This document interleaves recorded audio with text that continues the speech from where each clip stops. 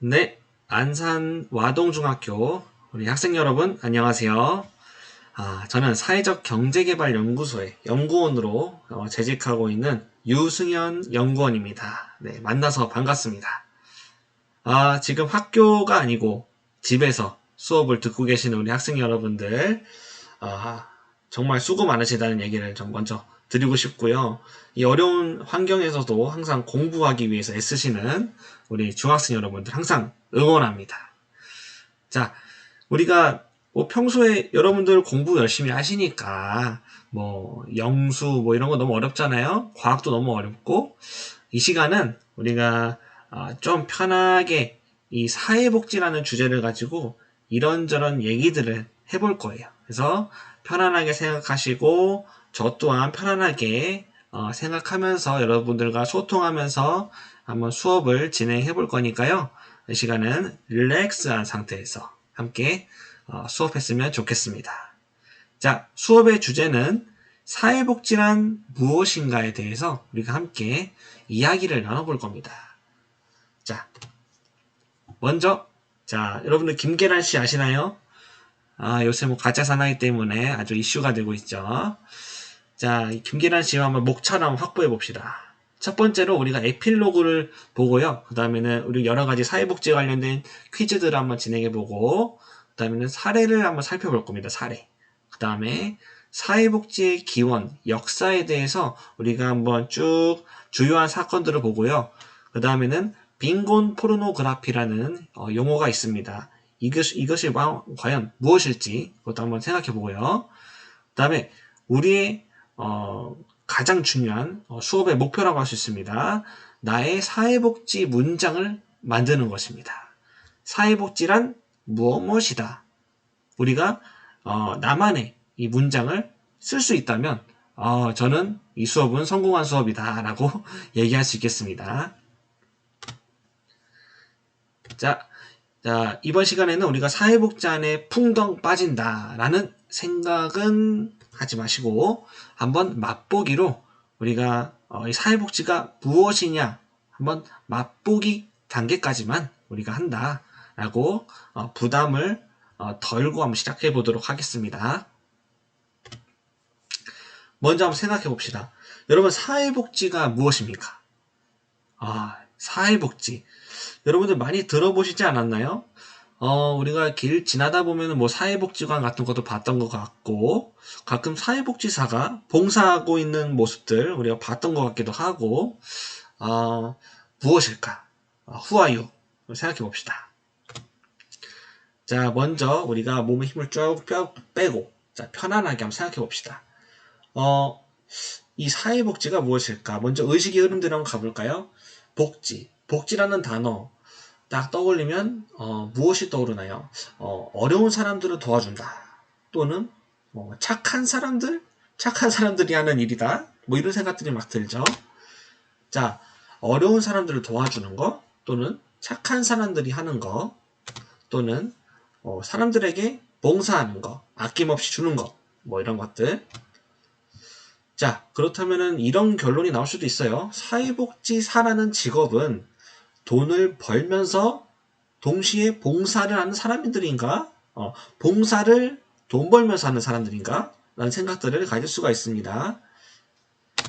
자, 여러 가지 퀴즈들을 통해서 우리가 사회복지를 한번 이해해 봅시다. 첫 번째로, 자, 사회복지는 어려운 사람들을 도와주는 것이다.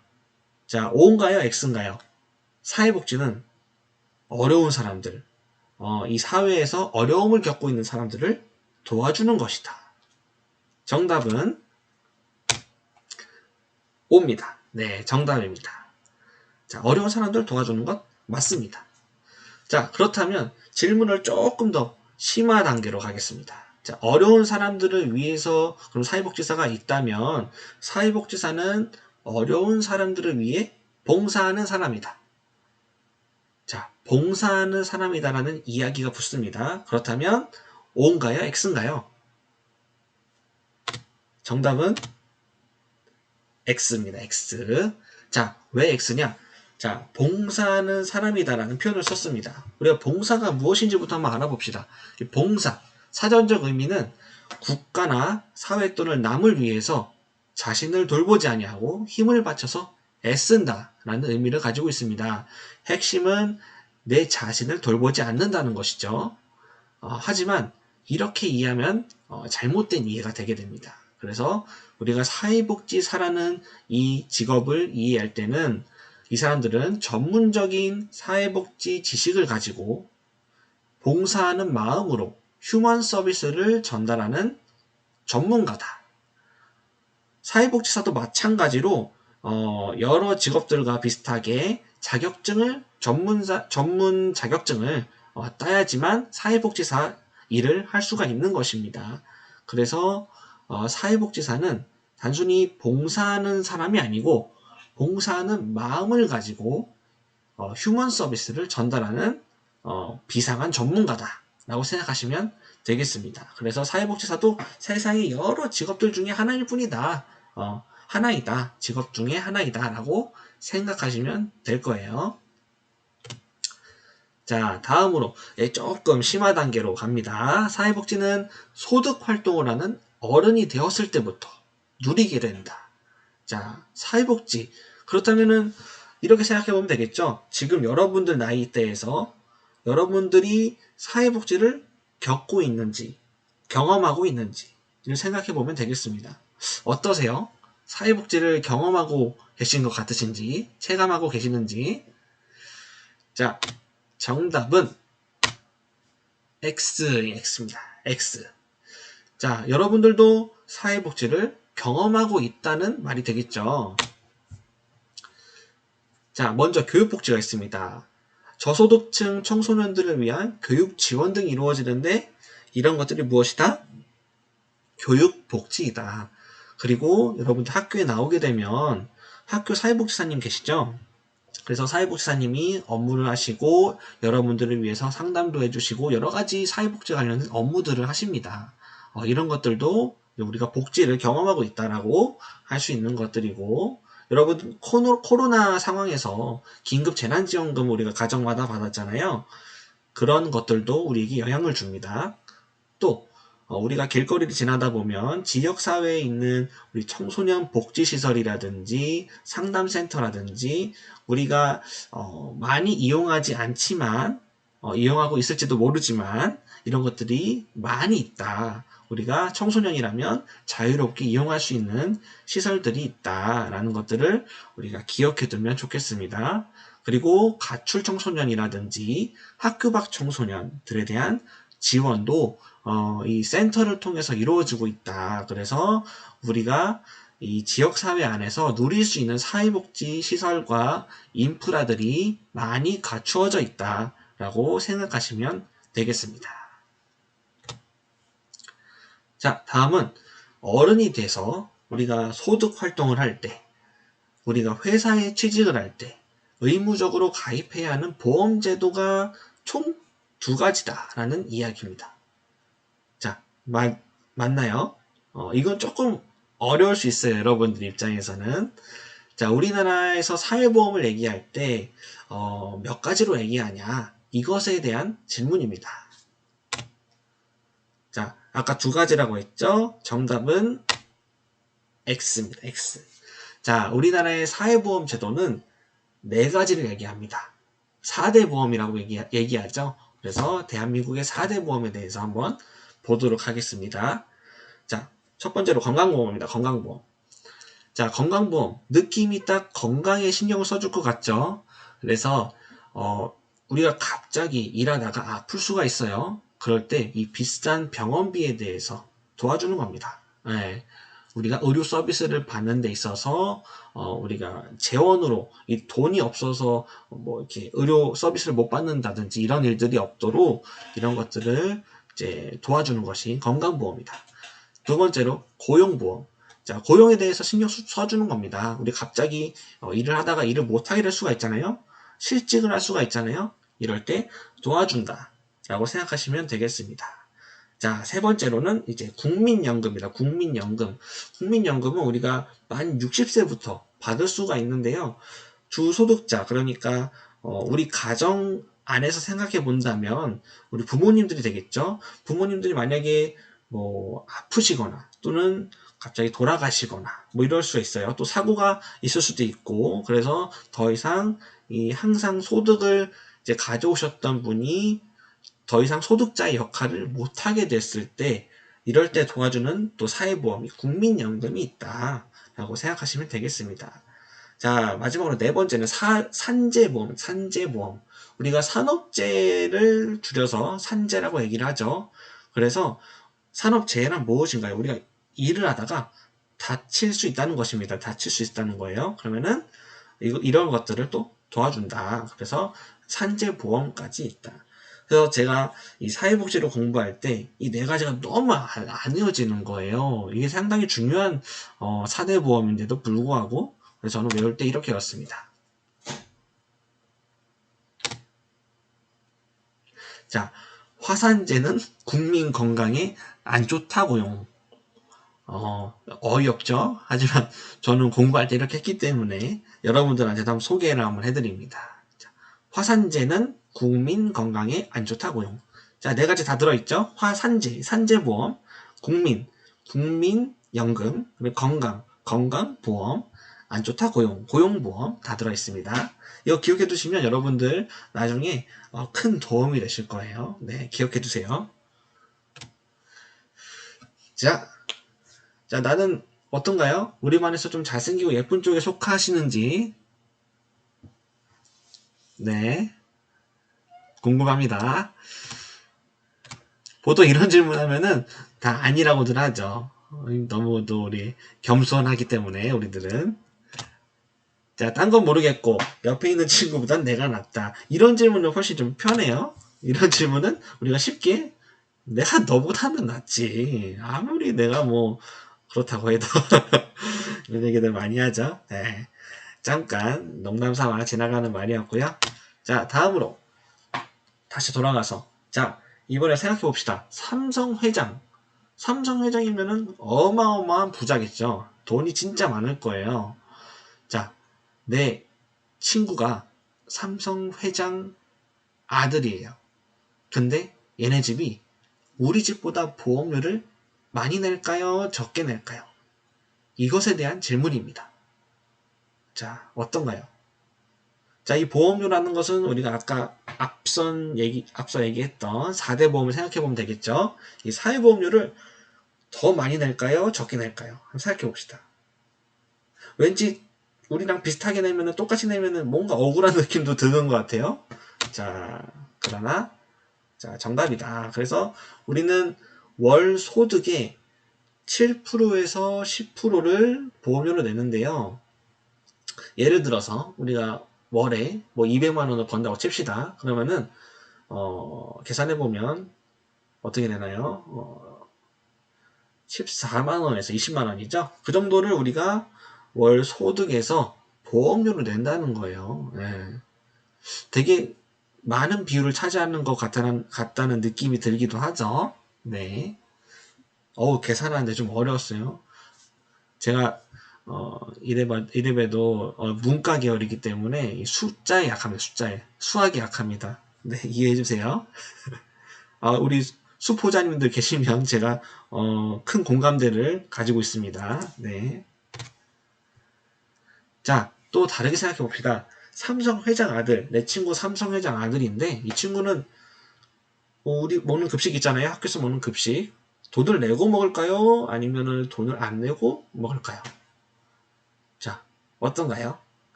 자, 이것에 대한 정답은 X입니다. X. 자, 무상급식이다. 무상급식. 너도 무상급식, 나도 무상급식, 모두가 무상급식이다.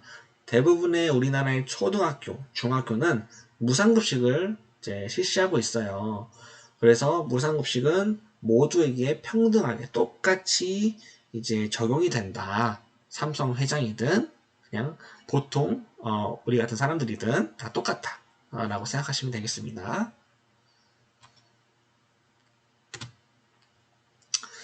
자, 한번 사례를 살펴볼 건데요. 자, 아까 계속 예를 들었지만 이번에는 삼성 회장이 아니고 석유부자라고 생각해봅시다. 석유부자.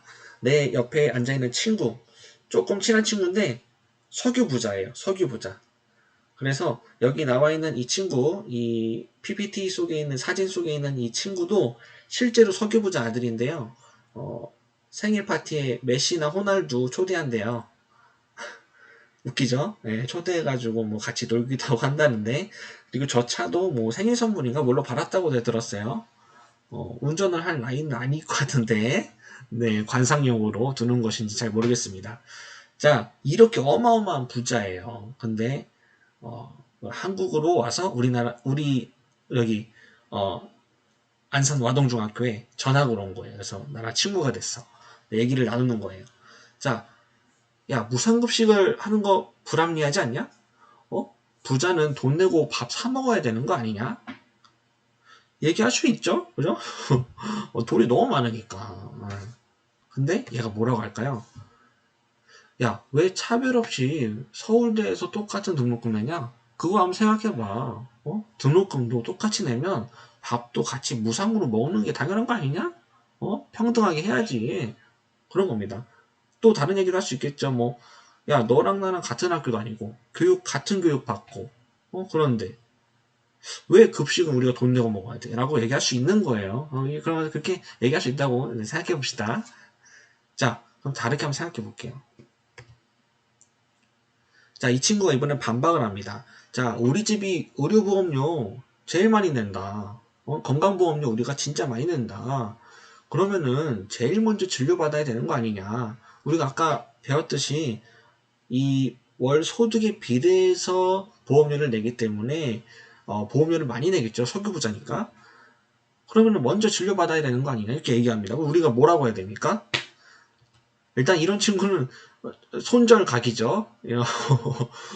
더 이상 친구하기가 어려울 수도 있어요. 이런 친구들은.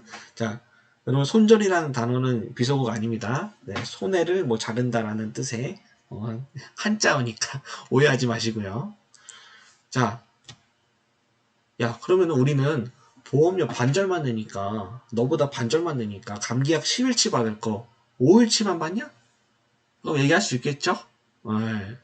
우리는 지면 안 됩니다. 이런 말씀하면서. 자, 한번 생각해 볼게요. 지금까지 우리가 쭉 이야기했던 사회보험에 대한 내용들, 우리 대한민국에서 이루어지는 사회복지에 대한 내용들이었는데요. 이 사회복지 안에는 숨겨진 아주 강력한 논리가 있습니다. 무엇이냐? 눈치채셨을지도 모르겠어요. 자, 인간은 평등하다입니다. 평등하다. 너와 내가 평등하다. 우리 모두 평등하다. 라는 이야기인데요. 자, 이 인간은 평등하다는 이 사회복지에 숨겨진 가장 강력한 논리. 우리가 기억하고 한번 다음으로 넘어가 볼게요. 자, 사회복지의 기원, 역사를 한번 쭉 볼 건데요. 간단하게 주요 사건 5개를, 4개를 볼 겁니다. 4개. 자, 뭔가 어려운 단어지만 우리 함께 천천히 보도록 할게요. 고빈법 1601년부터 시작해서 1942년 베버리지 보고서까지 자, 보겠습니다. 자, 제일 먼저 구민법입니다. 구민법. 먼저 이 구민법은 1601년이고요. 영국에서 시작됐습니다. 사람은 여기 사진에도 나왔듯이 엘리자베스 1세인데요. 자, 이 구민법, 이 말 뜻만 보면은 구할 구자에 가난할 빈자를 써서 가난한 사람을 구하자라는 뜻을 가지고 있습니다. 상당히 1차원적이고 이해하기 쉽죠. 네, 가난한 사람을 구하자라는 뜻입니다. 근데 이런 것들이 어디에서 논의가 됐느냐? 국가에서 이야기가 됐다. 국가에서 가난한 사람을 구하자라는 생각을 가지고 이제 생각하게 됐다라고 생각하시면 될 것 같아요. 좀 자세히 볼게요. 자, 그래서 이 당시에 엘리자베스 1세의 생각은 가난은 개인의 탓이다라는 생각을 했습니다. 가난은 개인의 탓이고 일을 하지 않는 사람은 죄인이다. 지금 생각하면 좀 말이 안 되는 것 같지만 이 당시에는 이렇게 생각을 했다는 거예요. 게으른 거는 개인의 탓이고 일을 하지 않는 사람은 죄인이다 라고 생각했다는 것이죠. 자, 그래서 그 당시에 좀 출처가 불분명한 땅들은 부자들이 빼앗기 시작했어요. 그래서 본래의 땅이 있었던 사람들은 쫓겨나게 되고 억울하게 되고 이 사람들은 이제 불황민이 돼서 떠돌게 됩니다. 그래서 나라에서는 이 많은 불황민들을 어떻게 할까 해서 부류를 나누게 되는데요. 노동이 가능한 사람으로 또 분류를 나누고 또 노동이 불가능한 사람으로 나누고 또 게으른 사람으로 나누고 이게 나눕니다. 그래서 노동이 가능한 사람과 게으른 사람들은 강제로 일을 시키기 시작합니다. 네, 강제로 일을 시켜요. 그리고 노동이 불가능한 사람도 있어요. 뭐 우리가 생각해 봅시다. 노동이 불가능한 사람이 누가 있을까요? 뭐 어린아이가 될 수 있죠. 어린아이. 그 다음에 뭐 병이 있어서 아픈 사람, 아니면 장애를 갖고 있는 사람, 아니면 노인, 이런 사람들은 노동이 불가능한 사람들입니다. 이런 사람들은 구빈원이라고 해서 이 구빈법 안에서 이루어진 제도인데 일을 못하는 사람들을 강제로 수용하는 시설이었던 거예요. 그래서 구빈원, 그 다음에 너무 어린 아이들은 고아원으로 보내버립니다. 이런 것들이 모두 강제로 이루어졌다라는 것을 이제 얘기 드립니다.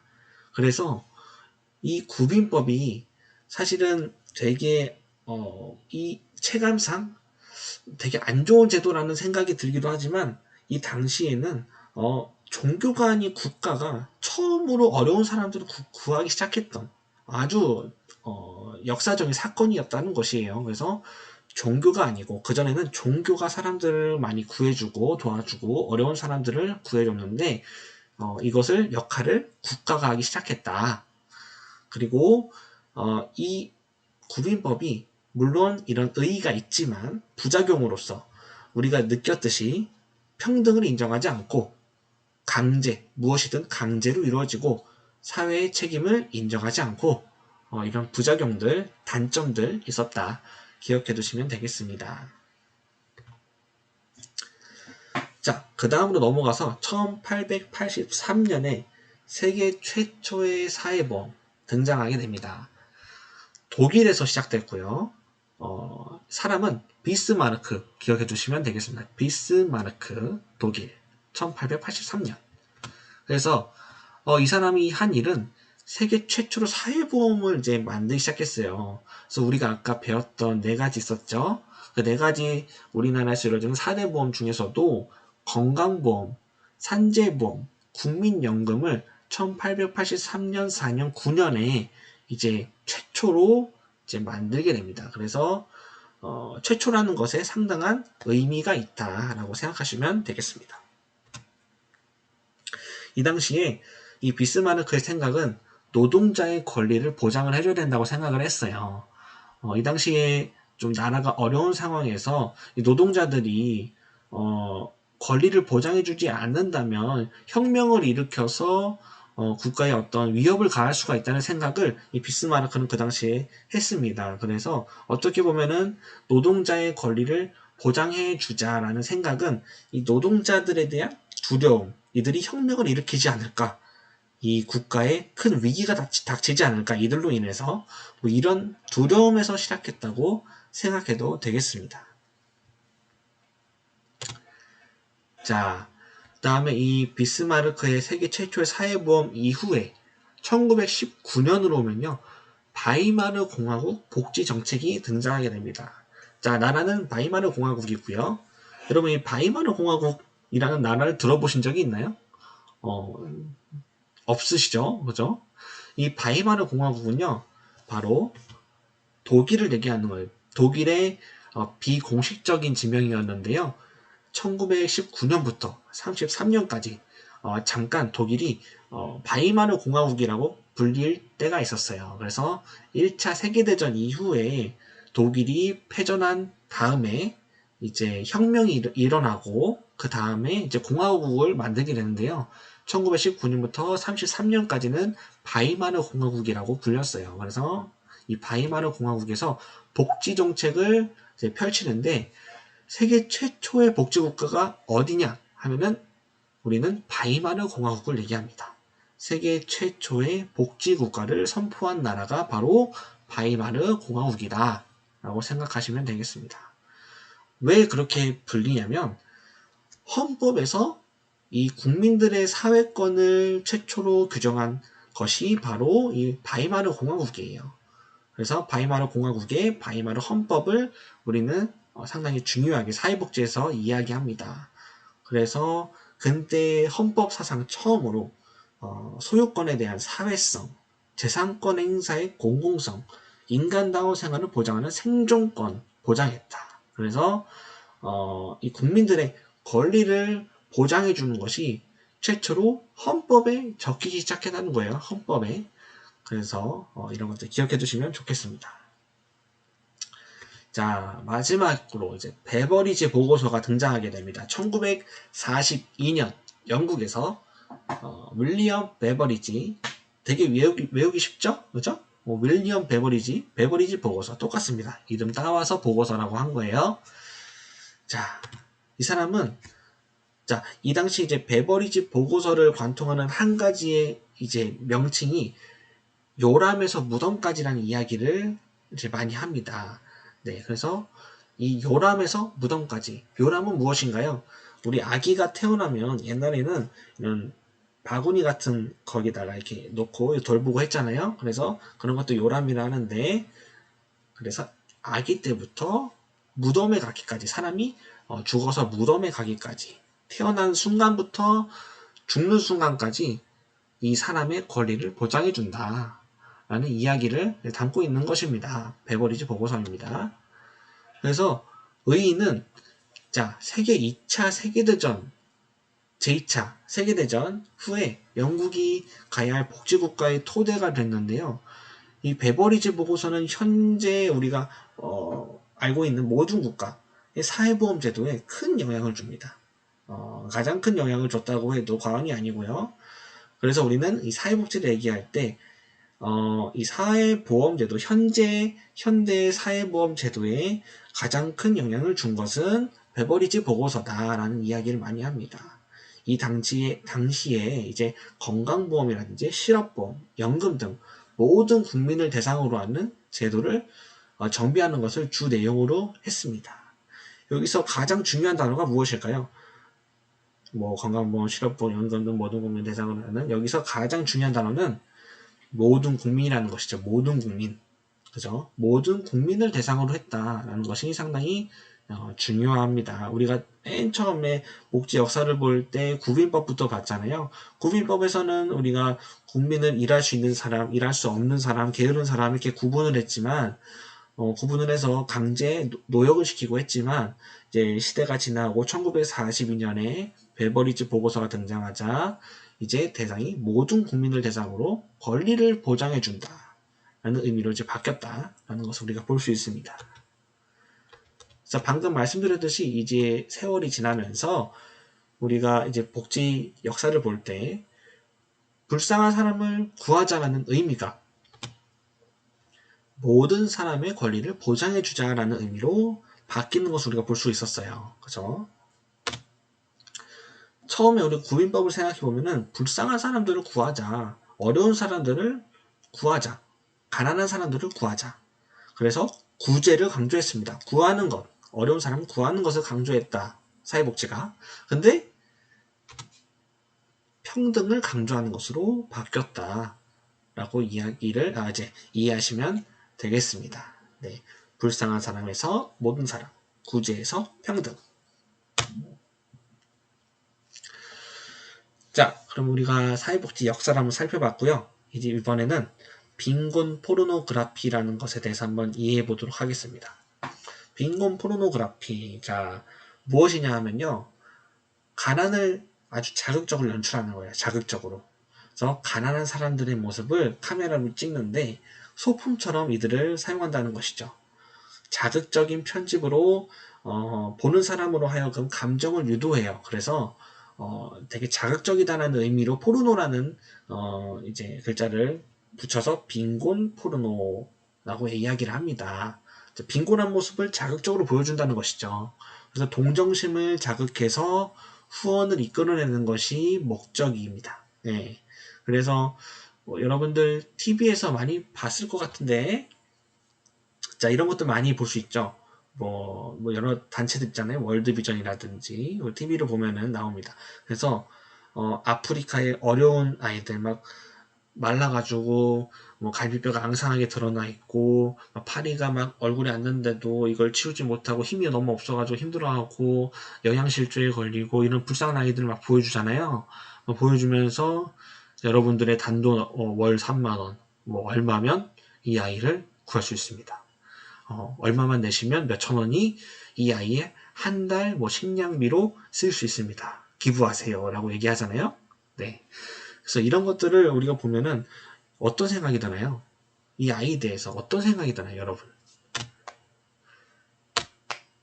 자, 아프리카는 불쌍한 나라. 아프리카 참 불쌍한 나라야. 저런 밥도 못 먹고 이렇게 파리도 못 치우고 얼마나 불쌍하냐라는 생각을 할 수가 있잖아요, 그죠? 아프리카는 불쌍한 나라다. 나는 너한테 후원을 해주는 사람이야. 너는 뭐예요? 받는 사람이야. 후원을 받는 사람이야. 나는 후원을 해주는 사람, 너는 받는 사람. 자, 구분해서 나는 후원을 해주는 사람이고요. 이 사람은 받는 사람이 되는 거예요. 네, 이런 생각을 할 수가 있죠. 흑인들은 다 가난한 건가 봐. 라는 생각도 우리가 할 수가 있어요. 네, 네. 그래서 우리가 뭐 길거리를 지나다가 흑인들을 봐도 저 사람도 흑인이니까 저 사람도 아마 뭐 그렇게 막 부자는 아닐 거라는 생각도 막 하고 좀 가난할 거라는 생각도 막 하게 되고 그럴 수가 있어요. 그래서 이런 빈곤 포르노그래피를 이용한 후원 광고들은 편견과 차별을 만들 수 있다는 것에 대해서 상당히 경계를 우리가 해야 합니다. 네. 그래서 우리가 이 사회복지 범위 안에서 봤을 때 이런 편견과 차별은 있어서는 안 되잖아요. 우리는 평등을 강조하고 인간은 평등하고 또 현대에 와서는 이제 구제를 강조하고 뭐 그런 것들이 아니고 이제는 어려운 사람들이라고 칭하는 것이 아니고 권리를 받아야 하는데 못 받은 사람이라고 우리가 얘기를 하고 그렇게 얘기를 하는데 우리가 이런 방송들을 통해서 빈곤 포르노그래피를 보게 되면 편견과 차별을 만들게 됩니다. 아프리카는 불쌍한 나라다라는 프레임을 씌우고 우리는 주는 사람이고 이 사람 받는 사람이니까 우리는 조금 더 우위에 있는 사람이다 라는 생각을 할 수 있게 만들 수도 있고요. 우리가 그렇게 생각하지 않는다고 하지만 은연중에 이런 것들이 우리 몸속에 자연스럽게 배어들 수 있다는 것이에요. 이런 것들을 우리가 경계해야 된다는 것이죠. 자, 그래서 누군가의 빈곤이나 어려움을 이용한 기금모금 활동은 바로 인권 침해에 해당할 수가 있습니다. 막 불쌍한 모습들을 보여주고 이들을 위해서 기부를 해달라고 하는 것은 이 사람들의 인권을 우리가 침해하는 것이죠. 이 사람의 인간된 권리를 우리가 만약에 보장해 줬다면 이렇게 찍어서는 안 되는 것이죠. 그죠? 어려운 모습들, 불쌍한 모습들을 찍어서는 안 되는 것이에요. 네. 우리가 빈곤 포르노그래피를 이해하기 위해서 이번에는 같이 동영상을 하나 보도록 하겠습니다. 이 영상은 이제 노르웨이에서 만든 영상인데요. 노르웨이 한 단체에서 이 빈곤 포르노그래피에 대해서 비판하기 위해서 만든 영상입니다. 잠시 함께 보도록 하겠습니다.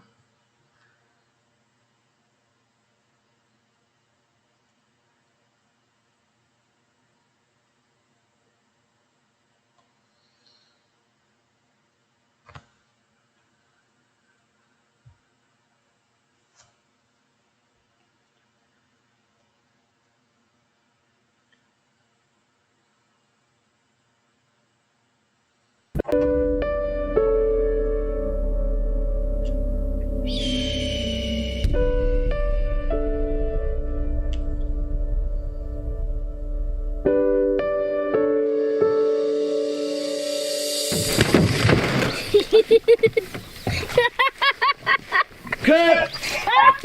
What are you doing? I thought you could carry bucket on. 자, 여러분들의 이해를 돕기 위해서 자동 번역으로 여러분들 한국 자막을 볼 수 있도록 저희가 한번 세팅을 다시 해볼게요.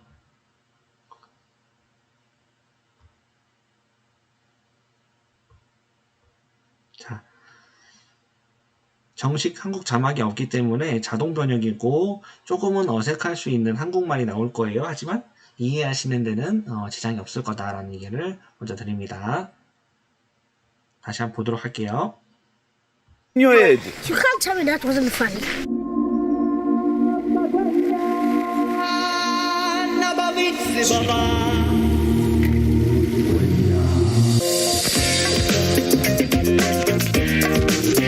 자, 주인공 마이클이 등장합니다.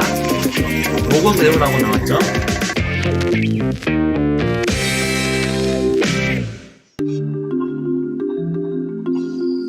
Each time these filmmakers from overseas come down to Africa, I'm the first person they call. I've got mad skills. Wait for it. Wait for it. And that is South Africa. It's my first time in Africa, and as a young mother, I'm really looking forward to meeting the children. Your father, where is he? My father left when I was 2 years old. He went to look for a job, and he never returned ever since. So I've been the man of the house. 아마 저 여자분은 유명한 연예인 정도가 되지 않을까 생각해 볼 수 있죠? Is this your first charity appeal? 기부 요청이 처음인가요? Michelle, you must stick to the script. So, Michael, where is your father now? My father left when I was 2 years old.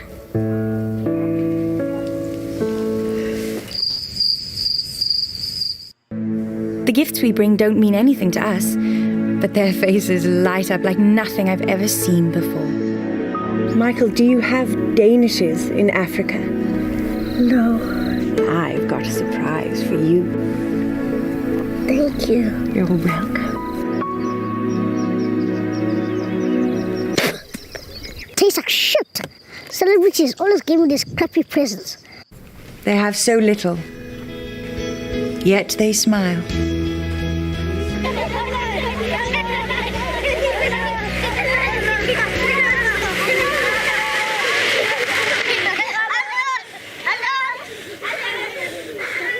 So you see, this is tough business, you know. Sometimes I think about quitting.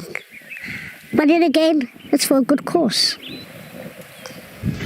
For only $9, you can make a difference 자, in this 결론은 poor little angel's 후원 life. 광고였어요. So please reach into your hearts and dig into your pockets, and together we can save Africa. 정말 어이없어 하죠?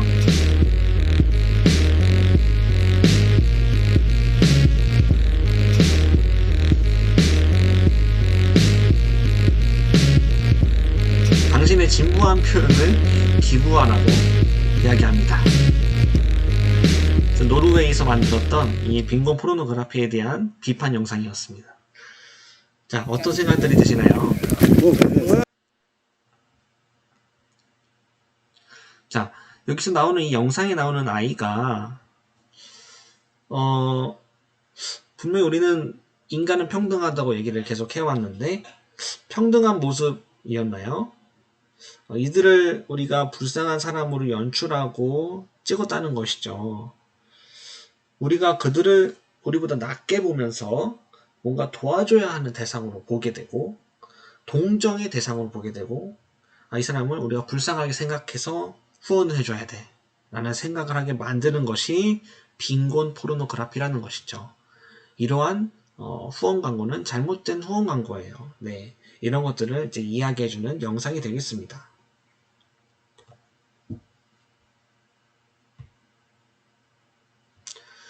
자, 그럼 어떻게 해야 하냐? 관점을 바꿔야 한다. 우리가 사회복지를 이해를 하는 사람들이라면, 그리고 우리가 1601년도의 사람이 아니고 현재 2020년도에 대한민국에서 살고 있는 사람이라면 이 사회복지에 대한 이해는 이러한 좀 불쌍한 사람을 구하자라는 생각에서 탈피를 해야 한다. 그래서 행복하게 살 수 있는 최소한의 것을 주자라는 생각. 이 생각은 어디서부터 나왔나요? 인간은 행복할 권리가 있다 라는 생각에서 비롯된 것이겠죠. 그래서 우리는 아프리카 아이들을 생각했을 때 아이들을 웃게 해주기 위해서 이 웃음을 위해 후원을 해주자 라고 우리가 생각을 바꿔야겠습니다. 네. 그래서 우리가 앞서 그 사회복지의 역사를 쭉 봤듯이 이 불쌍한 사람을 구하자에서 모든 사람의 권리를 보장해주자라는 의미로 바뀌었고 이 구제라는 단어에서 평등이라는 단어로 바뀌었죠. 이런 것들을 우리가 잘 이해하고 이 사회복지에 대해서 어떻게 보면은 어른들도 오해를 하고 있는 거예요. 그죠? 이 빈곤 포르노그래피 영상들이 상당히 많이 있어요. 여러분들도 TV 틀면 가끔씩 많이 볼 수 있다고 제가 말씀드렸잖아요. 볼 수 있잖아요.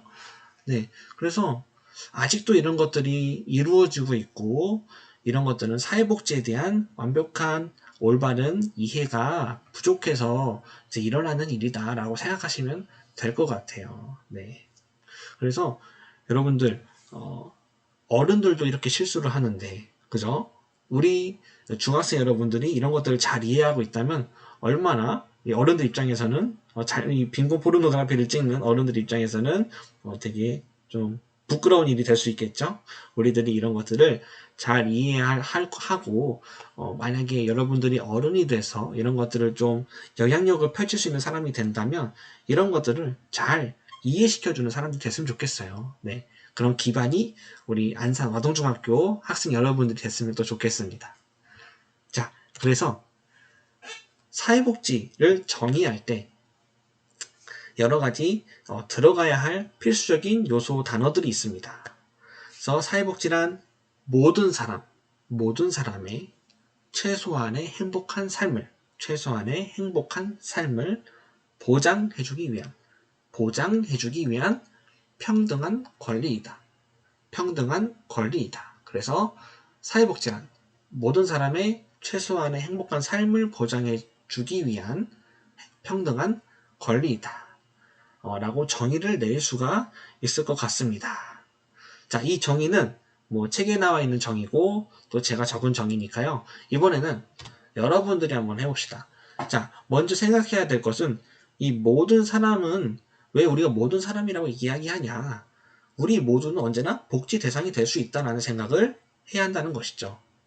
자, 여러분들 지금 건강하지만 어떻게 보면 우리가 나중에 아플 수도 있고 또 불의의 사고로 장애를 갖게 될 수도 있고 이런 여러 가지 인생에 알지 못하는 여러 가지 사건 사고들이 있을 수 있죠. 이런 사건 사고들이 이제 일어나게 되면 우리도 그렇게 복지가 필요하고 복지가 필수적인 요소가 되는 그런 대상이 될 수 있다는 생각을 항상 해야 합니다. 네, 그래서 우리는 이 장애를 갖고 있는 사람이라든지 아니면 나랑 조금 다른 사람 아니면 조금 집안 환경이 좀 어려운 사람 이런 사람들이 우리랑 다른 사람이다라고 생각해서는 안 된다는 것이죠. 언젠가 나도 그 사람처럼 도움을 받아야 하는 사람이 될 수도 있기 때문에 이런 생각들을 우리가 가지고 있어야 한다는 것입니다. 네. 자, 마지막으로 우리가 지금 노트하고 펜을 꺼내셔서 사회복지에 대해서 한번 정의를 내려보도록 하겠습니다. 여러분들이 한 줄로 딱 정리를 해보시는 거예요. 여태껏 우리가 얘기했던 여러 가지 단어들을 한번 조합해봐서 그리고 여러분들의 생각을 정리해서 사회복지의 역사에서 이 처음에 구빈법부터 시작해서 점점 발전해서 베버리지 보고서까지 왔고 이제 현대의 이 사회복지에 대해서 얘기를 많이 했잖아요.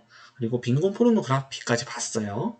그래서 여러분들 이 생각을 정리해서 행복이라든지 권리, 평등, 모든 사람, 보장, 또 최소한 이런 것들 단어들 우리가 썼잖아요.